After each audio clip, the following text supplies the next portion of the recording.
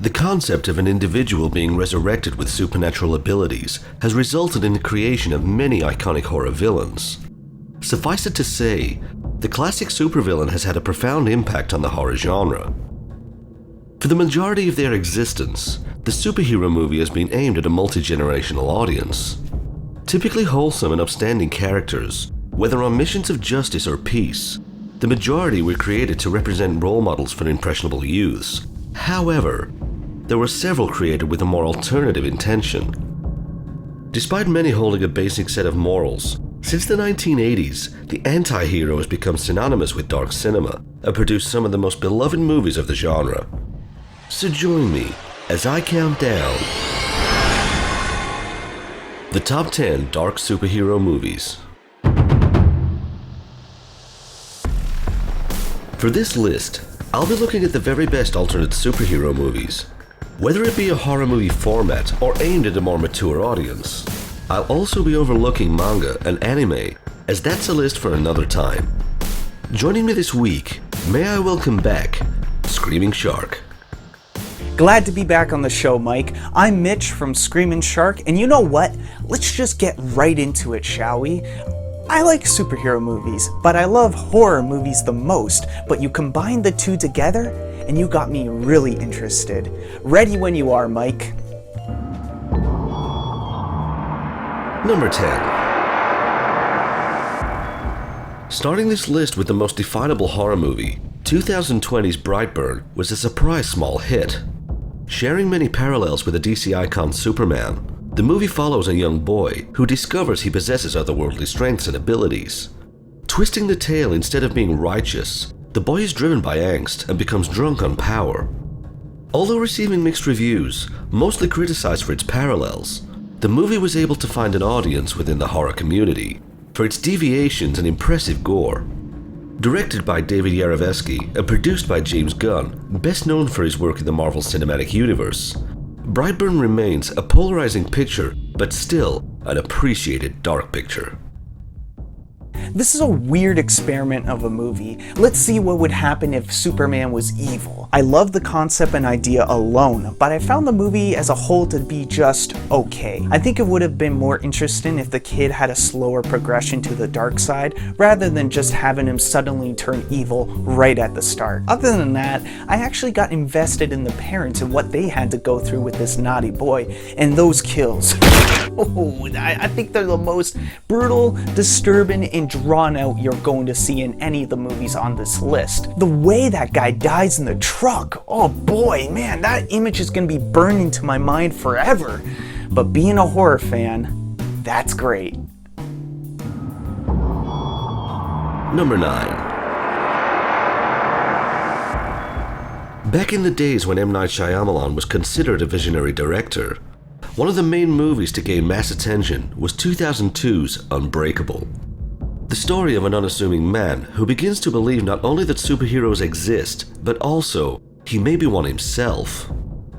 Following a tragic train crash and being the only survivor, David Dunn considers the possibility that he's indestructible.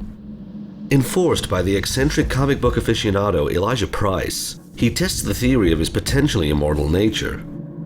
Presenting the story in a realistic world made for an oddly engrossing picture, ultimately spawning a franchise of Split and Glass, Unbreakable is still considered the high point of the trilogy. I've heard nothing but praise for this movie, but I never gave it the chance because I am not a fan of M. Night Shyamalan. But since Unbreakable is on the list, I had to watch it, and you know what? I'm glad I did. In regards to pacing, it's the slowest on the list here, but the story is just so intriguing, and I can watch Bruce Willis as David Dunn all day. I really like the slow build-up. Does he or does he not have superpowers? It got me invested in his character, and I wanted to know for sure what the deal was. Plus, it allowed for some really suspenseful moments. I can't go without mentioning Samuel L. Jackson as Elijah. Despite knowing the whole twist, I still found him to be very likable, fascinating, and pretty funny too. Number 8. Before the world fully embraced the comic book movie, One of the first pictures to raise the heads of production companies was the '97 violent action thriller Blade. The story of a half-blood vampire vigilante whose mission is to rid the world of those who killed his mother. With the aid of Whistler, an aged arms master with a similar vendetta, the two parry up to take down head vampire Deacon Frost. Although dated by its subpar CGI, the action, style, and respectful approach to the source material made for a thoroughly entertaining dark action movie. Spawning a franchise in its own TV series, Blade arguably remains Wesley Snipes' most iconic performance and has become a heralded picture to both horror and comic book fandoms. I really don't like Blade. My friend let me borrow the movies, hype them up to the point that they didn't really work for me, and I was just bored. Except I really enjoyed the third one, which should say something about my taste in movies. I can see why people really like it though. Wesley Snipes gives a solid performance, the swordplay and fighting scenes are shot and choreographed well. The violence, yeah, it's pretty gory, but that's CGI. Oh man, oh. I personally would rather watch either Underworld 1 or 2. That said, I might have lost a bunch of respect for saying Underworld is better than Blade, but that's just me. Sorry. Number 7. The movie that would fully realize the potential of dark superhero pictures, Tim Burton's Batman would also be the second highest grossing movie of 1989. Shaking the campy facade created by the 60s TV series and presenting The Dark Knight for a more mature audience. The dark tone and violence depicted caused outrage at the time, as many parents complained that the movie was too extreme for the audience it was aimed at. Following the controversy, alongside other dark movies of the time, the PG-13 rating was created in response, forever changing the tone of child-friendly pictures. But despite the furor, it was also mutually agreed by cinema lovers that Batman was a defining vision and the genesis of dark superhero movies. Despite the controversy, the movie became one of the biggest of its year, praised for its dark presentation, multi-generational themes, and fully establishing Tim Burton as a visionary director. This movie and I go way back to when I was just a little guy. Now realizing it's a bit of a slow burn and pretty dark, I'm amazed that as a 7-year-old, I really enjoyed everything that this movie had to offer. I've always been interested in the villains, and at the time, Jack Nicholson was it. I laughed along with him as he chewed up every scene he's in, but all the twisted, evil things he does to his victims just went right over my head as a kid. Even Batman himself is kinda ruthless here. I also pretty much gush over the gothic visuals and that grand score. Really makes Batman '89 feel epic, but yet mysterious. Number 6. Overlooked by most as a superhero movie, as it did not originate from comic books, the hyper-violent sci-fi classic RoboCop is one of the greatest unsung examples. The story of Alex Murphy, a new cop in a futuristic Detroit who is executed on his first call-out. Rebuilt as a cybernetic law enforcer, equipped with eagle-eye shooting accuracy, analytic vision, bulletproofing, super strength, and a built-in arsenal of weaponry, the true beauty of the movie is Murphy's mission to rediscover his own identity. Featuring standout animatronics by Phil Tippett, it was also the first American project for future award-winning director Paul Verhoeven. Creating one of the most iconic heroes in sci-fi, RoboCop is not simply an all-out sci-fi action movie, but also a deep psychological thriller. I think it was back in 2011 I fished out a tape from TV copy of RoboCop from our garage, and I instantly fell in love. Not even a month later, I was already making my own RoboCop films. Who the hell is this guy? I don't know.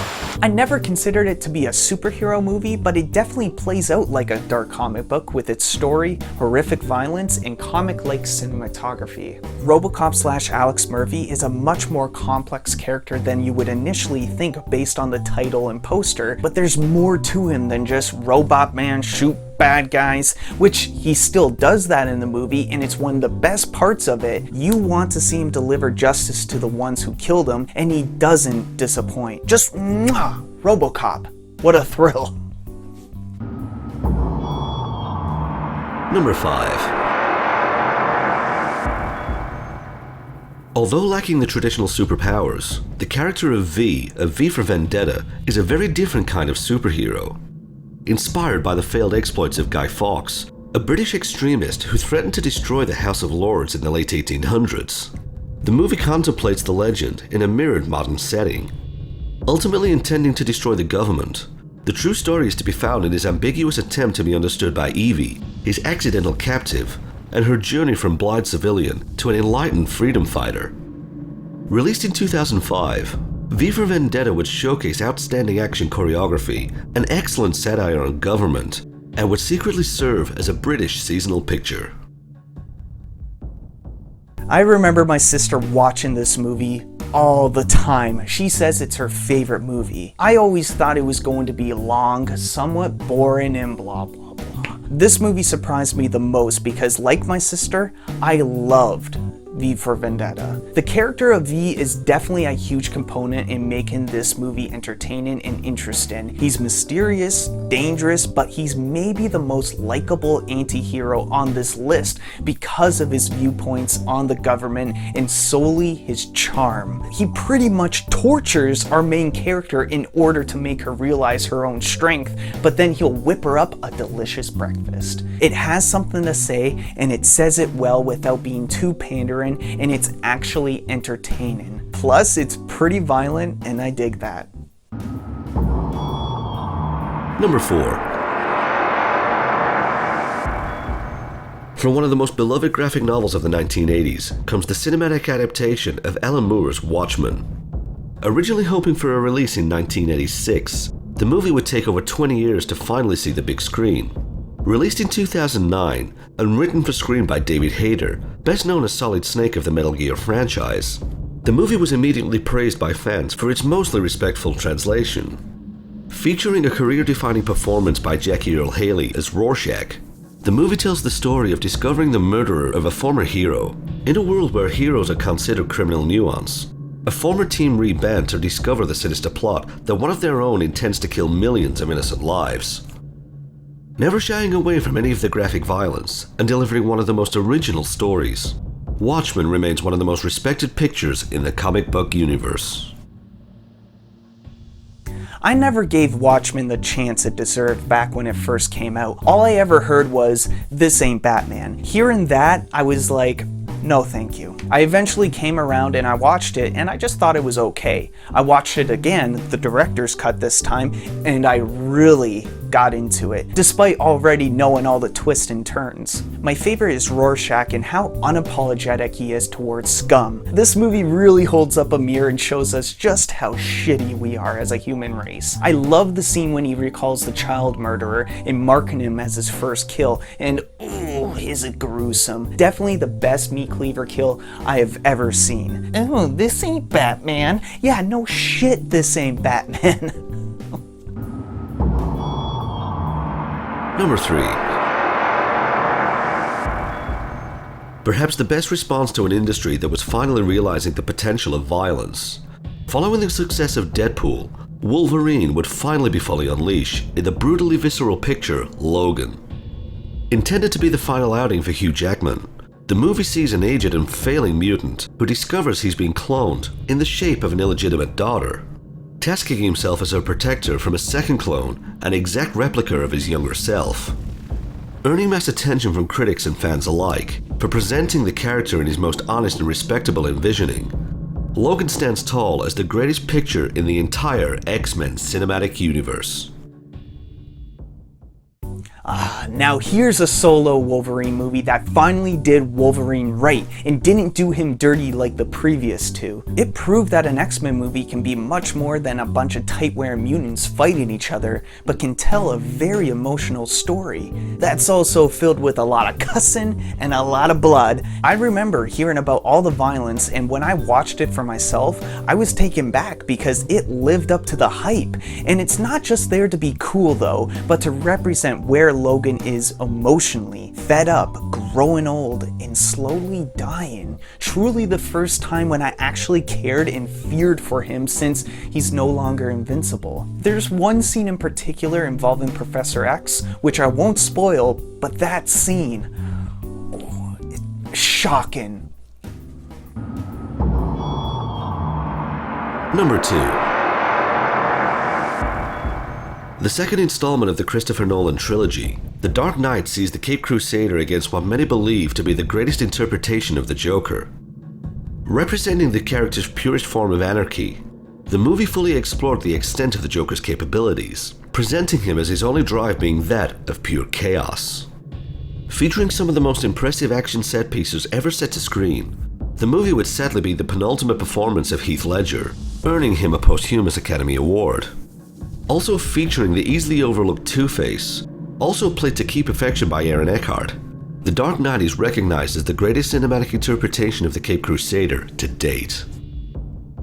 I saw The Dark Knight in the uncomfortable pit of the movie theater, the very front row, but that did not matter. I was sucked right into that world of Gotham City and followed every single step each character took, and I loved it. All I asked for Christmas was a chair and a copy of The Dark Knight. I didn't get the chair, but I did get that Steelbook DVD, and I would just constantly watch all the Joker scenes. I'm pretty sure that's what everybody was doing, because we are still talking about Heath Ledger's Joker. But you know what we're not talking about enough? How Harvey Dent / Two-Face was so well handled, and how many dogs Batman threw to their deaths. Now that's dark. Really messed up.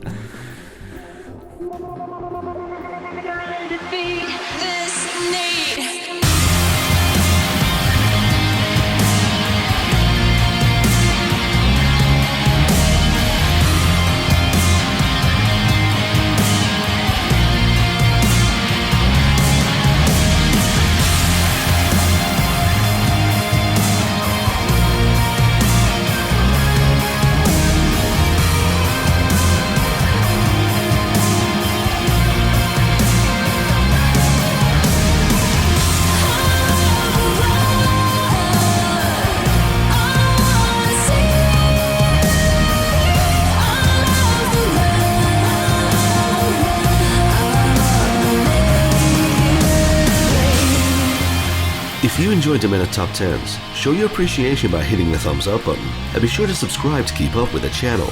Also, have you seen future Top 10s and follow Demena Pictures on Facebook, or consider supporting the show on Patreon? Links in the description box below. And a huge thank you to Candace Jones as my first top tier patron. Number 1. There are few movies that were able to capture an original author's vision so respectively. Released in 1994, The Crow would become one of the most genre-defining pictures of the cinematic comic universe. Starring Brandon Lee as a resurrected being, who's given 3 days to seek vengeance upon those responsible for the murder of his beloved and himself.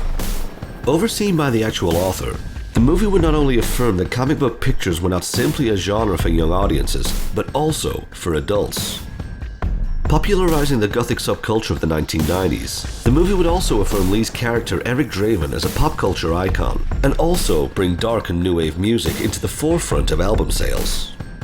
Despite the production claiming the life of Brandon Lee, what emerged from the tragedy served as a darkly beautiful and heartfelt tribute to one of the potentially greatest action stars of his generation.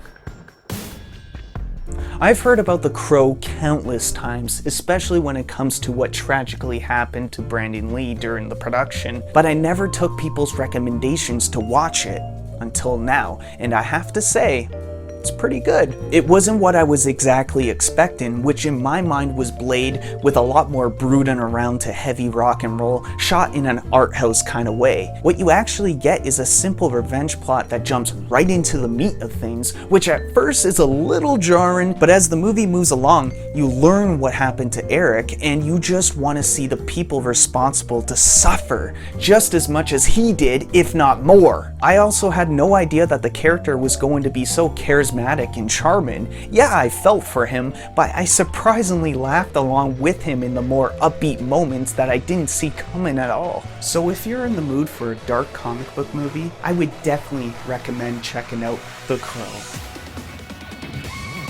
So there was my list. Were there any I missed? Which dark superhero movies do you love the most? Leave a comment below, and a huge thank you to Mitchell for appearing in this episode. Thanks, Mike, for having me again. It was a real blast. If this was my own list, though, I would have swapped out Blade for another movie, but so stupid of me. I don't remember exactly what film I would have swapped it out with. So unprofessional of me. Man, why can't I remember that movie? Oh well, this was Mitchell from Screaming Shark, and just letting you know to just drop by sometime and check out some of the videos that I got. Be sure to check out some other top 10s on screen now. And remember, no list is definitive but the one you make yourself. This is Mike from Demented Pictures saying, may your movies be bloody and your scares be shitless.